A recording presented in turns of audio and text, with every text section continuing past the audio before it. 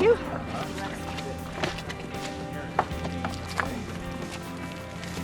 Hello, Will. How are you? Nice to meet you. You bet. Thanks for having us. You're kidding me. We have two rules of engagement up here today. No trespassing. Right. Encana will not hesitate to call the sheriff. Encana called the sheriff, tried to get me evicted from my property one time when I caught him damaging my property. I used to take an hour and a half, maybe 2 hours to do the tour. I hope we can do it in an hour and maybe we won't get anybody sick.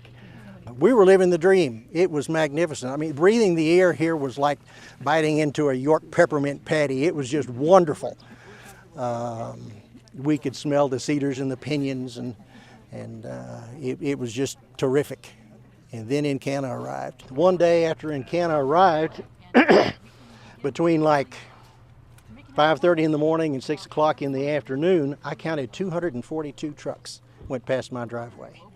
And there were actually many more than that during that 24-hour period because they started long before daylight and they continued way after 6 o'clock. I mean, it's 24/7, 365 when they come in. And the fracking causes a tremendous amount of fumes. How do you survive living here? Barely, just barely. But what do you do to stay away from We close our house up tight. Doors and windows. We can never leave doors and windows open. We have two serious problems if we do. We have this dust that is like powdered glass, and we have the fumes. And in 10 years, we have had hundreds of days that we could not go outside our house. And this stuff gets in your nose and your throat and your lungs, and you just burn from the tip of your nose to the bottom of your lungs. We cough up blood and we cough up mud.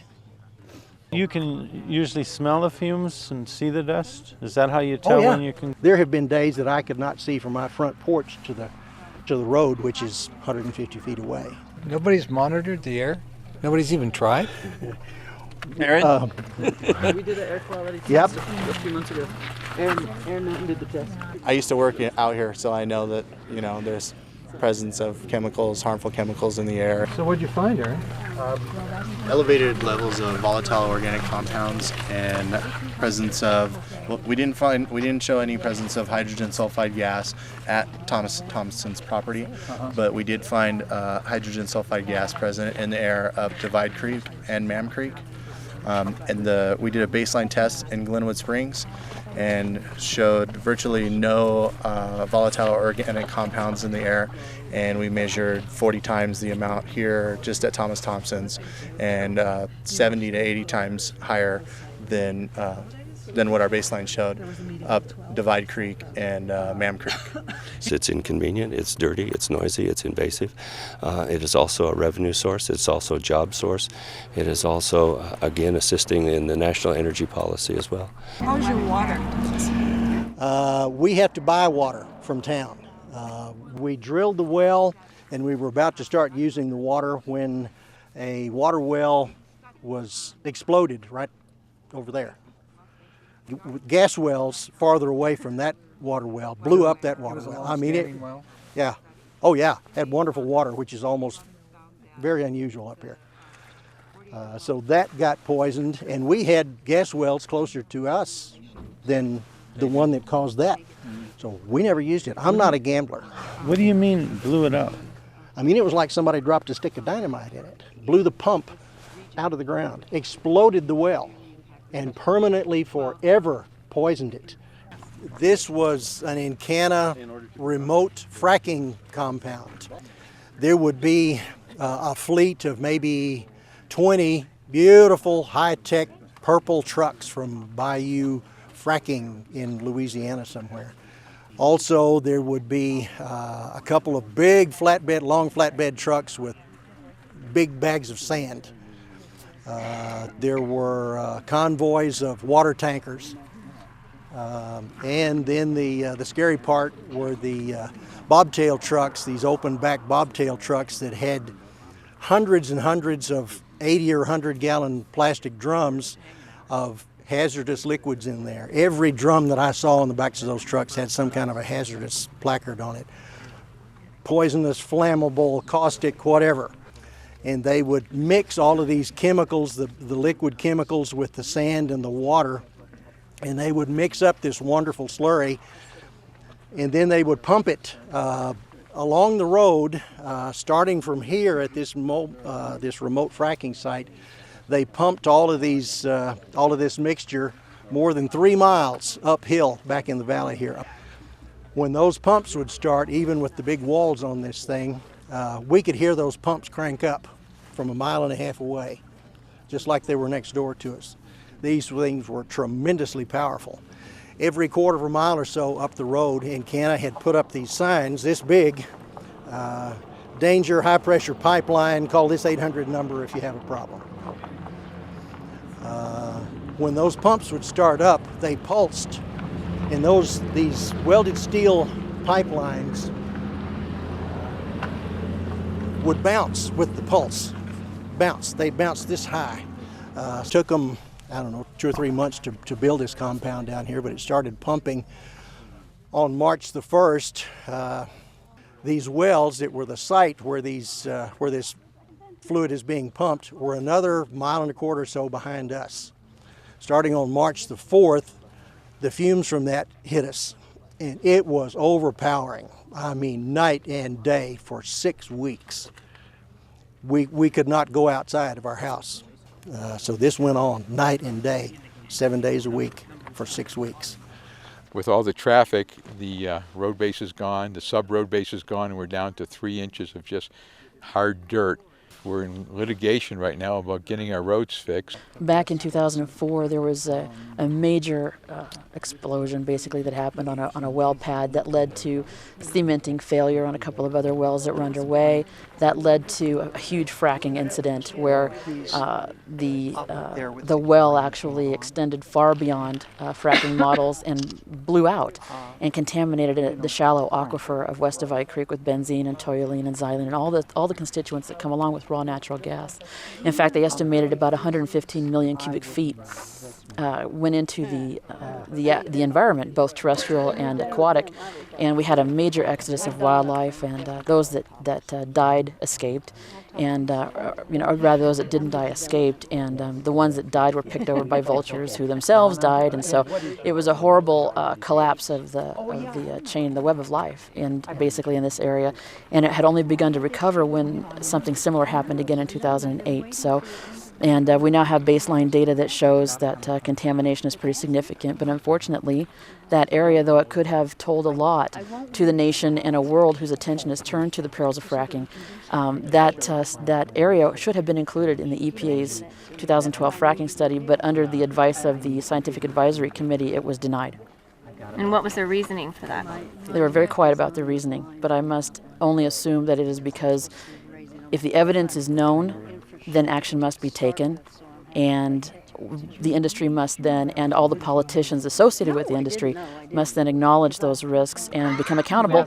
And as we all are learning, that is something the industry and a number of politicians don't want to have to deal with.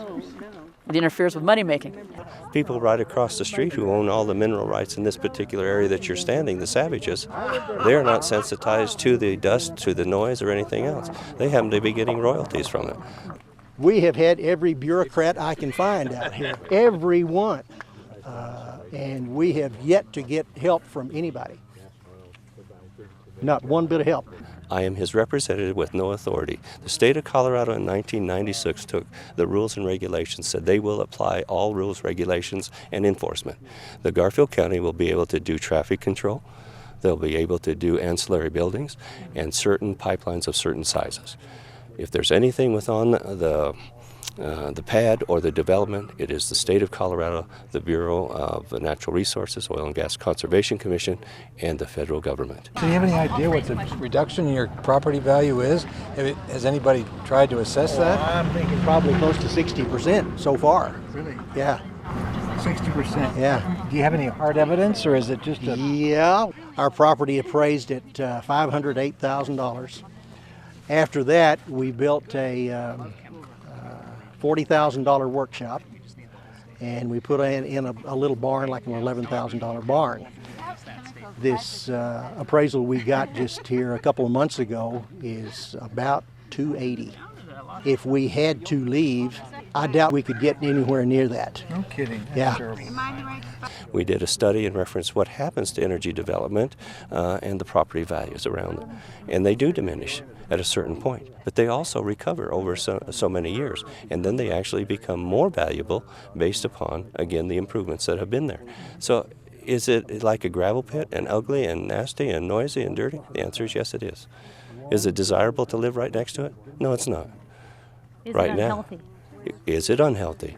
We have What is your answer? Is it unhealthy? My answer is it's still neutral. It has not been proven that it is. It has not proven that it is not. We really don't know what we're going to do. There are realities we've had to accept, that the gas companies are here, and if you ask them, they'll tell you they have more rights on our property than we do.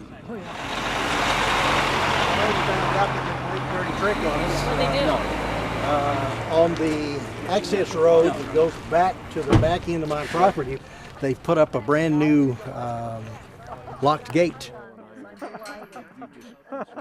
Take care, Donna. Okay, take care. Good luck in finding Frank. This is the well on my property here. The gas pumps up out of the ground there, and then it goes underground here in a pipe, goes to this little monitoring shed. The data that monitoring equipment gathers is electronically transferred to the office. Wellhead right there. That's the wellhead. That's the separator, and it catches your oil or your flowback / condensate from your gas. Come on, Sarah Jean. That's it. Is he okay? In this little valley here, we have probably got 50 or more pads. I would imagine that the average is 10 wells per pad. So we've probably got somewhere between 300 and 500 wells in this valley, each and every one of them emitting toxins into the air every day.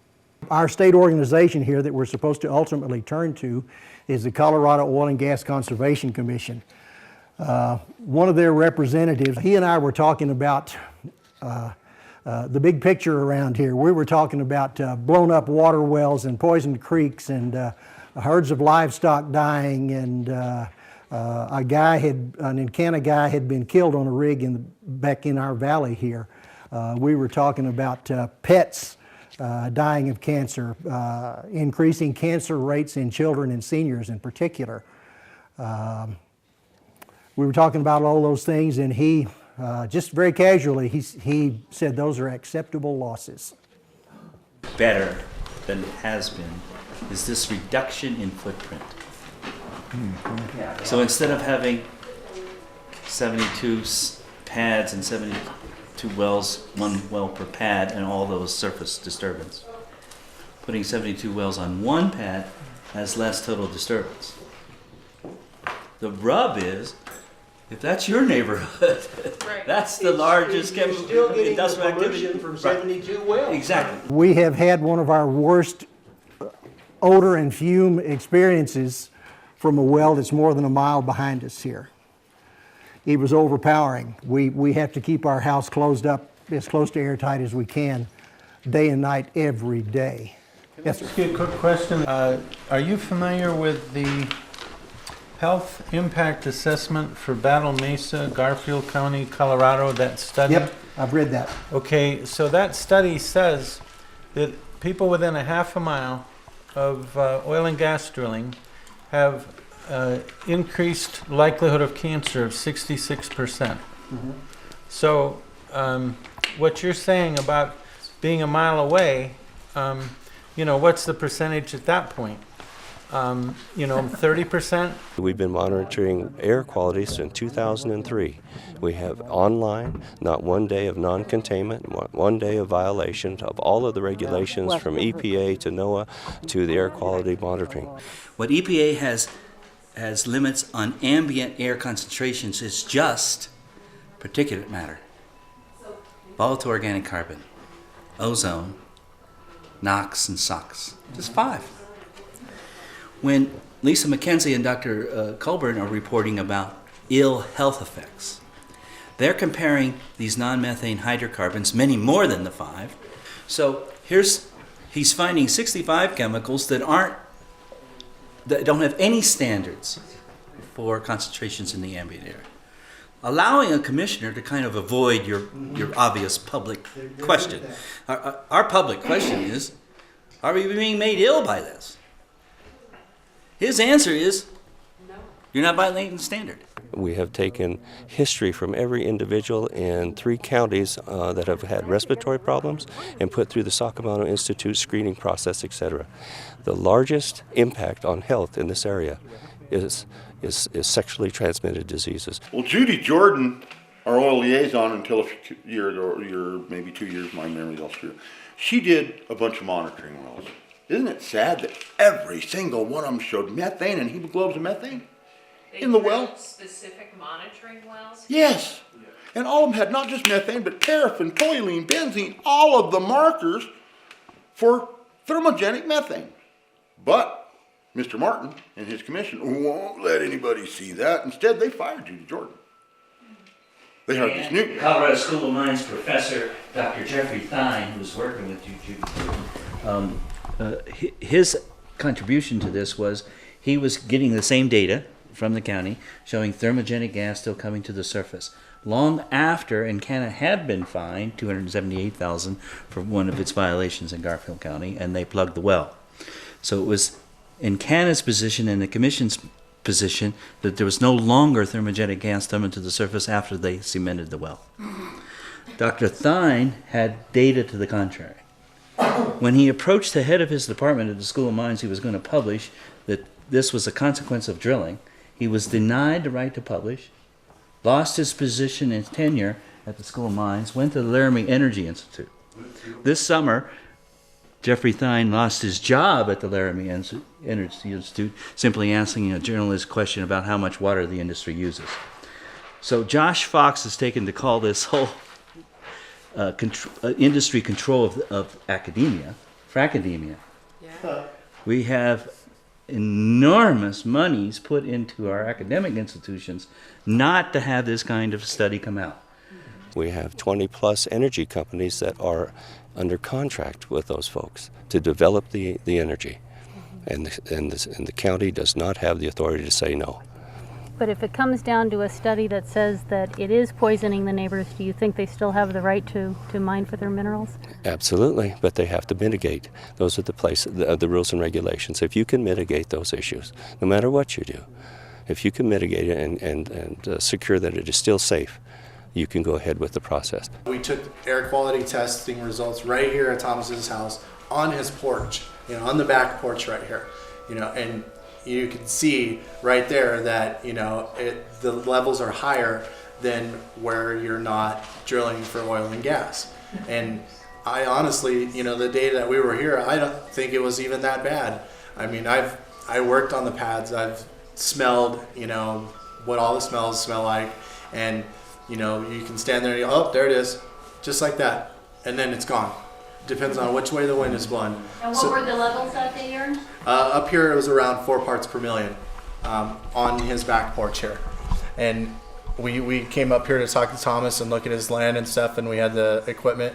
And I just wanted to, see what was in the area and with his permission, and also be able to show him so that way he knew, what they were breathing, and that there was indeed elevated levels of volatile organic compounds, and that he's not just crazy because, he thinks that he smells something, or, they're having some health effects. Health effects are different for everybody. Some people might get nosebleeds, some people might get headaches, some people could throw up, some people could pass out, and some people it doesn't do anything to.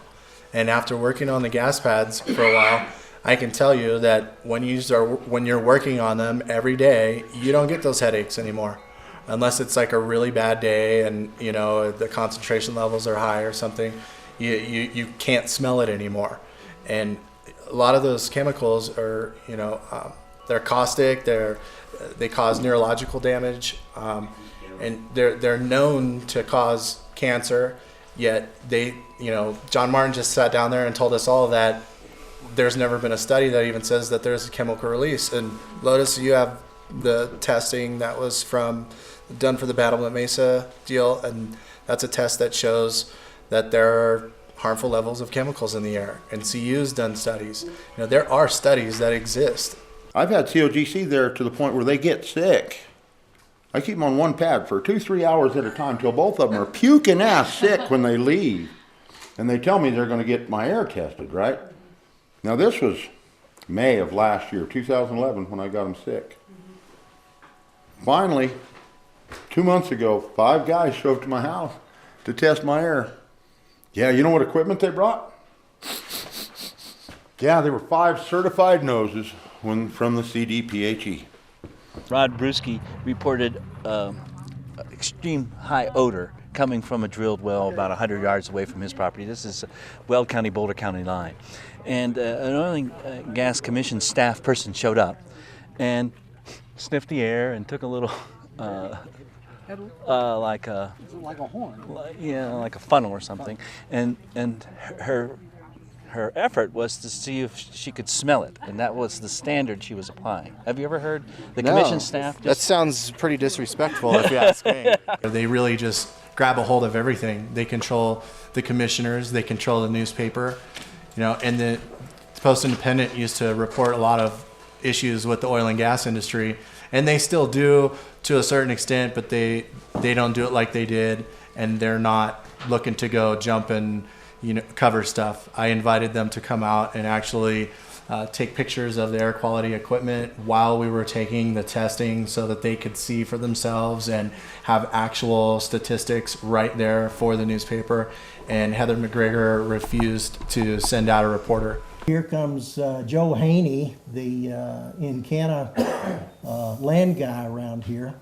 He didn't call before he came. He just pulls out in front of the carport over there, and the dogs let me know he's here. So I go down and I'm talking to him. And he politely tells me that Mr. Thompson in Canada has decided to increase the size of that pad back there by about double its size, and we're going to drill some more wells on there. And we're going to pay you $20,000 to do that. Well, I think about it a minute, and I say, nope, that's not going to happen.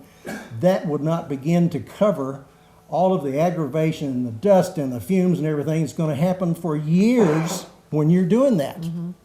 We're going to have more wells, more fumes right here.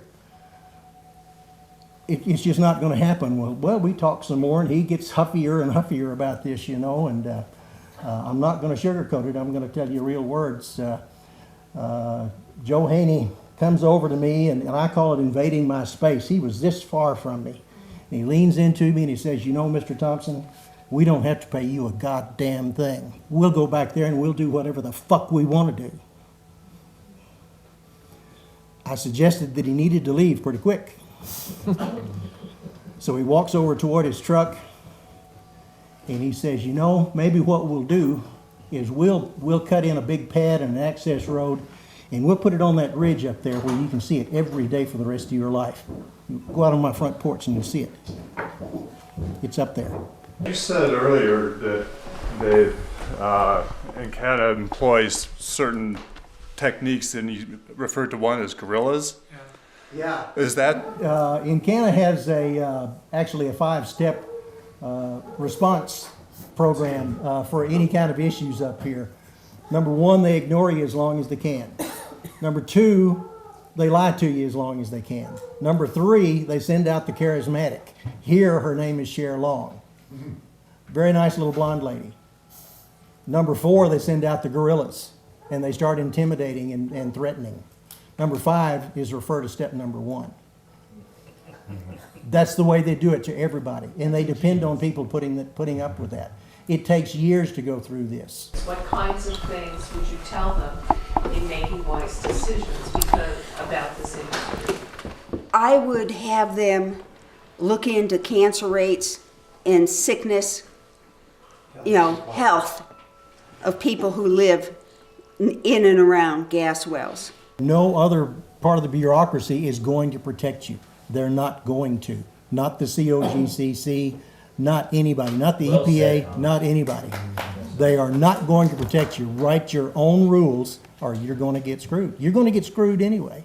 These people are powerful. And they will demonstrate that to you every day.